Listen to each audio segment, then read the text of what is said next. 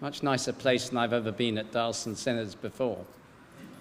So I'm very grateful particularly to Carolyn and to Durham Johnstone for hosting us here and making us very welcome indeed, and for the staff here.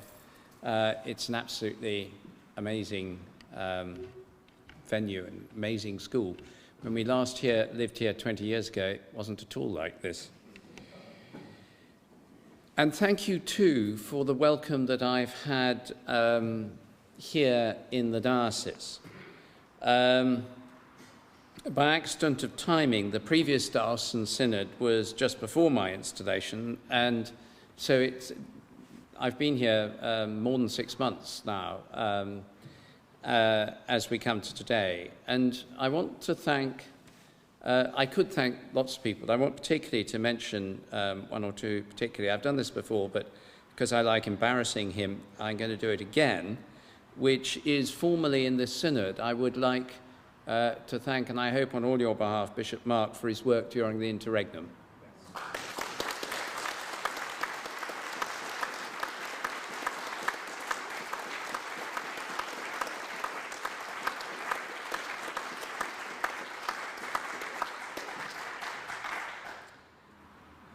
It always amuses me when that happens, because there's a very English way of looking slightly embarrassed and quite pleased all at the same time.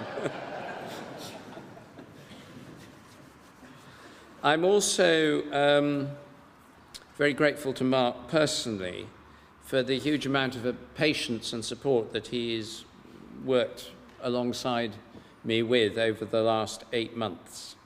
And I'm also enormously grateful to the Bishop's staff team, to the archdeacons, to the Darlston secretary, to the advisor in women's ministry, Jane Grieve, and in particular to John Bell, my former chaplain, for enabling me to settle in and for being so warm and welcoming.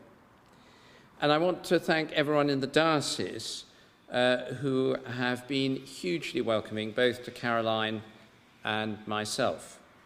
And there are far too many of those to name individually. Now, what I'm going to try and do today is start with a couple of more general points of information to keep you up to date with what is happening, and then speak about parish share, 1 or 2 connected matters, and conclude with the context in which we're working. And there'll be time for feedback and questions on everything and anything I've said, subject to the chair's ruling. First of all, a couple of brief words about things that probably don't interest you, but that's a tradition at every Darlston Synod I've been at. One on the organisation of the Bishop's office, just to get that out of the way. You will be aware that Auckland Castle is being sold by the church commissioners to the Auckland Castle Trust for a sum of around £11 million, about 10,999,999 of which is for the pictures, and about £1 for the rest. And that money has come with extraordinary generosity and open-handedness from Jonathan Ruffer, who, if you don't know him, grew up in Stokesley and has been probably the most successful investment manager in the City of London for the last 20 years or so. He was the only one in the crash of '08 and subsequently whose clients didn't lose any money at all. And that includes the Central Board of Finance and the Church Commissioners. He's been extraordinarily successful, and he's a very deeply committed Christian personally, as is his wife, and they have a vision for the castle as being part of a network and very much a centre of a very large programme of Christian-based regeneration economically in the northeast of England. And this is just a sort of beginning and down payment. And so the castle, far from being diminished, I think is just about to enter its golden age, in which for perhaps the first time for hundreds of years, it becomes a centre of service and ministry in itself. and I think that's hugely exciting. There are certain things have already been agreed, although most of the plans are up in the air. The Bishops of Durham will continue to work there. There's a long-term lease, but not to live there, though they're likely to be living nearby, as we do. There will be a lease on one wing of the castle, which gives excellent office facilities for the foreseeable future. The chapels will be available to the bishop at the time without charge for the daily office and for the Eucharist, as well as at negotiated rates for other things, and for times of prayer, gatherings for worship, intercession, other aspects of spirituality, etc. And otherwise, the castle will be a training centre, a visitor centre, and a centre for regeneration. So that's what's happening there. In terms of staffing, one of the most significant challenges that the diocese faces, as we've heard already, is the recruitment and retention of clergy. There's a very big advert in the Church Times today, which has already attracted some attention. And we are focusing very, very closely as a staff team to get clergy for everywhere. We have at the moment more than 10 posts that we're unable to fill. Posts that in other parts of the country people would jump at in huge numbers, just don't get applications. And we just have to face that. It's a reality. It's the same right across the northern province. And that has a lot of effect.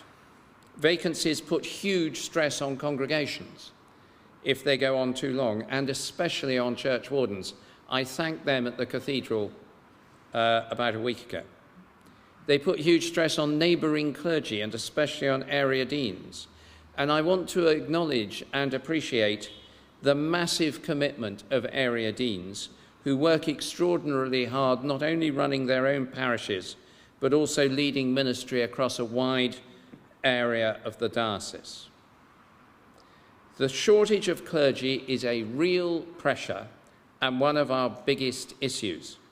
And everyone is taking cuts. Every deanery represented here will be aware of the need and the inevitability that has been suffered over the last few years of cutting back. And the difficulty that that brings needs to be shared. I've therefore decided, just incidentally, that now that John Bell, my former chaplain, has gone to take on 3 parishes not far from Bishop Auckland, I will not be replacing him with another chaplain. This breaks a centuries-old tradition and makes this what is now one of 7 out of 44 dioceses where there is no bishop's chaplain. Both the other dioceses where I've worked were in the same position, without a chaplain. But I want to be able to say that we are sharing, or I'm sharing, in the loss of clergy. As a result, my office will be staffed by an office manager, a deputy PA, and a couple of interns, at least for the moment. If I prove to be wrong and it doesn't work, I'll have to think again. The resources on which we operate as a diocese are basically those of time, energy, and money under God. Everything to do with money is simply theology in numbers. When you look at a budget, you're looking at a theological statement. It tells you the theology of the organisation in numbers. Our sense of who God is, our values, our sense of those things to which he has called us, our concern and love for one another are demonstrated in part by our use of our money. That is why in both letters to the Corinthians and in the letter to the Philippians, Paul is so clear about the importance of how money is dealt with. He risked his own life and ultimately faced years of imprisonment, near assassination, and a complete change in the direction of his ministry in order to put together and carry a collection. Make the offertory more exciting in the service, wouldn't it? In order to put together and carry a collection to the needy Christians in Jerusalem from Greece and Asia Minor. Most of those who would have contributed to that collection were far more distant from the events going on in Jerusalem which they were paying for than we are from the church in Central Africa or the Far East, in the terms of those days. In Romans chapter 13, love for one another is called for to be expressed practically and demands practical action. Paul says the giving to the church in Jerusalem was a priority because they were all part of one body. It is on that foundation, not merely on functional and organizational need, that what we call mutuality is built. The Church of England works with a living, worshipping presence, sometimes struggling, but living and worshipping in every community in England because we have mutuality and for no other reason. It could not do it otherwise. Apart from the Roman Catholics, and them less than us, almost all other denominations have withdrawn from any kind of universal coverage of England in practice, because churches in many areas simply cannot be self-sustaining at present, where there is severe economic hardship. Any growth in the church requires resources. Churches, until they grow and mature, will need to be supported. And that is why parish share matters. It is a reality, not an organizational necessity, to say it once again, that we are one body under Christ. So my concern about parish share and the very radical changes that are being proposed, and on which you will be asked to vote later, are not saying we need to make ends meet, so please give us more dosh, though we do need to make ends meet, but are about saying we need to be effective in carrying out the call and ministry of Jesus Christ in this diocese.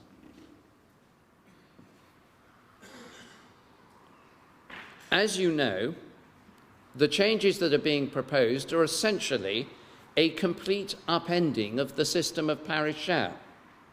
Instead of setting the budget and then sending out requests to parishes to contribute, we will ask the deaneries and the parishes through the deaneries collectively to decide what they can pay and offer, with each parish looking at its contribution. And on the basis of what is being offered, we will set the budget. The risks of this are perfectly obvious. And I'm long enough in the tooth in financial management, about 35 years now, to understand those risks. Basically, if everyone decides to pay very little, there will be very little money. And that's reality. It's simple arithmetic, and even I can handle it. We depend, in this diocese, the reality is we depend on a prayerful, spirit-led, and generous-hearted approach by parishes. That will enable us to continue mutuality, and should also mean that the burden of guilt and pressure on parishes that cannot meet what is being demanded of them is relieved, and in the grace of God, He will resource us for what we need to do. There are 3 targets proposed in this programme. In the short term, that is by the end of 2013, next year, we should be very close to 100% of what is being offered being collected. If people have chosen what to give, they should be able to give it, rather than having it imposed on them. In the medium term, that 100% figure needs to grow in cash terms in order for us to be able to grow the ministry of the church. And that will be accomplished by working with parishes across the diocese, particularly through Alistair Jenkins, by a long-term programme on stewardship and giving. In the very long term, the medium term, I'm talking about the next 10 years. In the very long term, the target is that our growth in giving and in numbers, a subject I'll turn to in a minute, is sufficient to ensure that the diocese is fully self-sustaining. We have one donor that gives 25% of our income, the church commissioners. It only needs their investment managers to make a serious mistake, or their policies to change, or some other extraneous event to come at us that we haven't thought of, and we will lose 25% of our income. That is deeply and profoundly unwise for any organisation. Without being self-sustaining, we are vulnerable to the winds and fashions of things happening elsewhere in the church, and that's not a position I would consider healthy or wise. Let me now turn briefly to signal something else. I need, by the way, to say that I will not at any point be talking about initiatives. The I word is banned.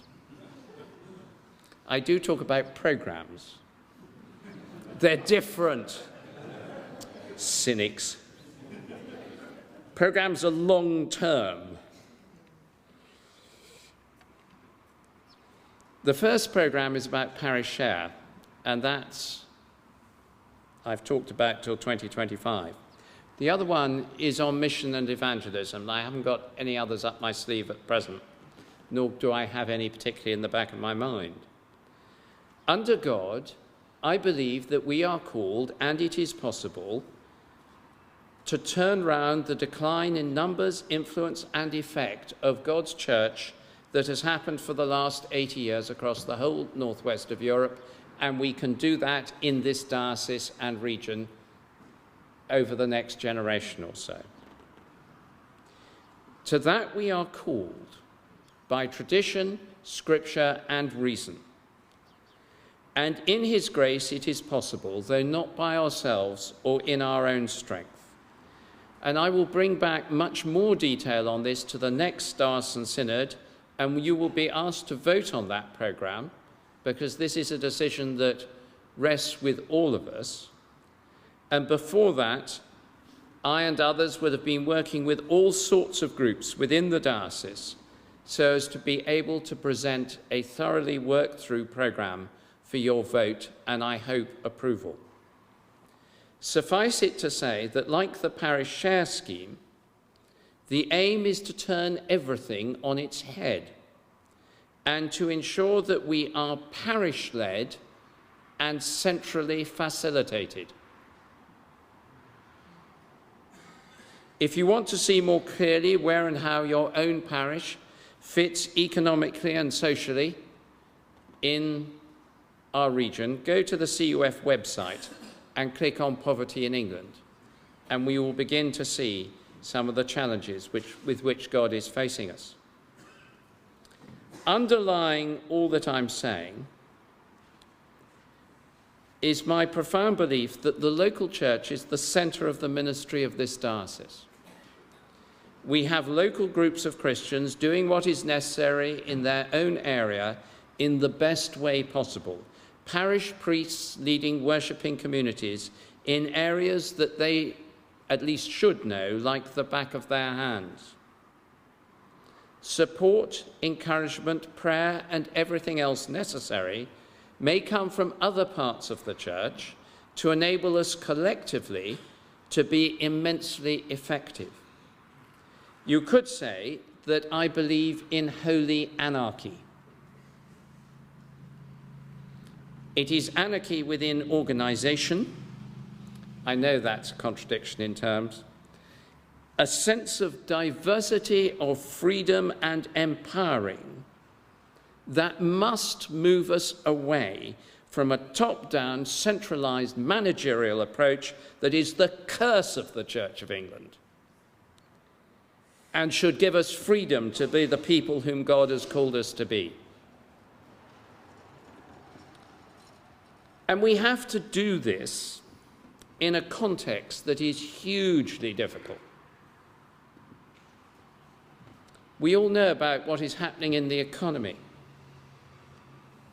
And we have to face the fact that in this region there is every possibility that it will get much worse before it gets better.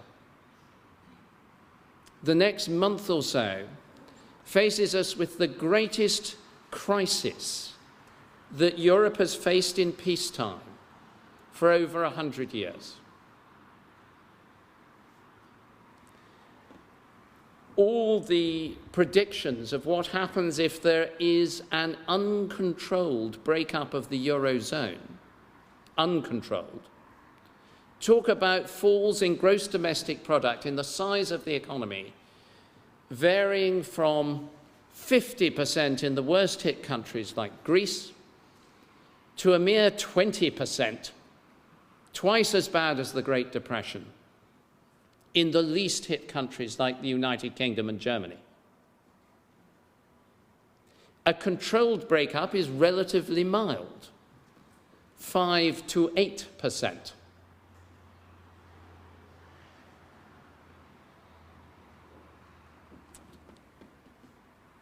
What this says to us is that even in the best of circumstances, this recession is likely to continue for a while with no breakup because of the loss of confidence that the crisis is causing.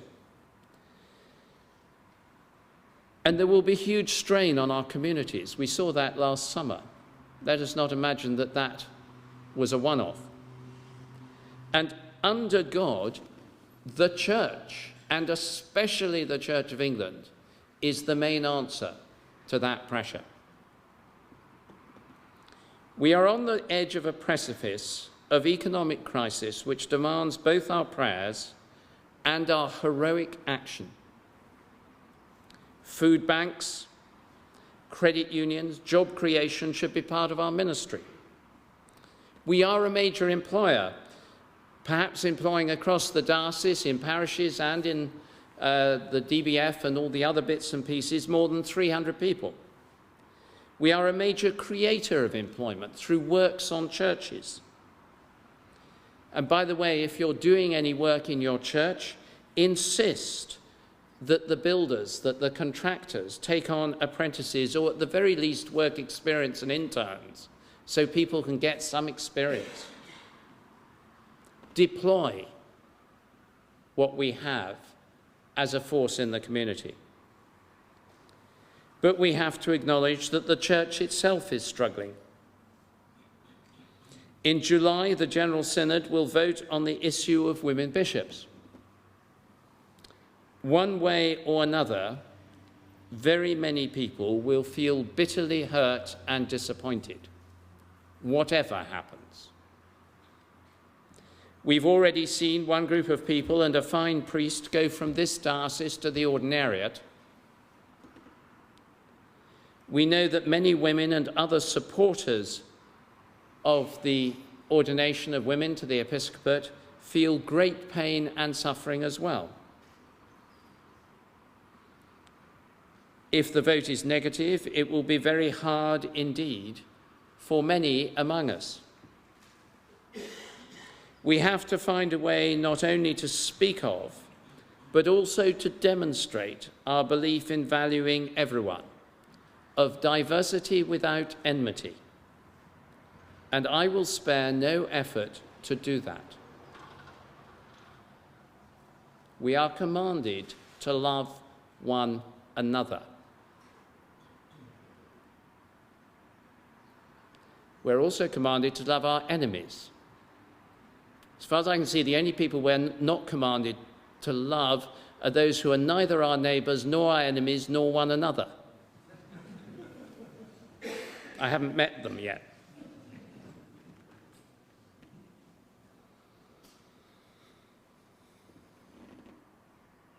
Above all, in our differences, we need to be obedient to Christ, because churches profoundly engaged in mission and evangelism find unity in diversity. And by the way, full churches don't fall down. I commend to this synod the new approach to parish share and remind you that there will be a short film about Parish Share showing during the coffee. And I commend to you too the priorities that I've tried to set in this address. Thank you for your kind attention.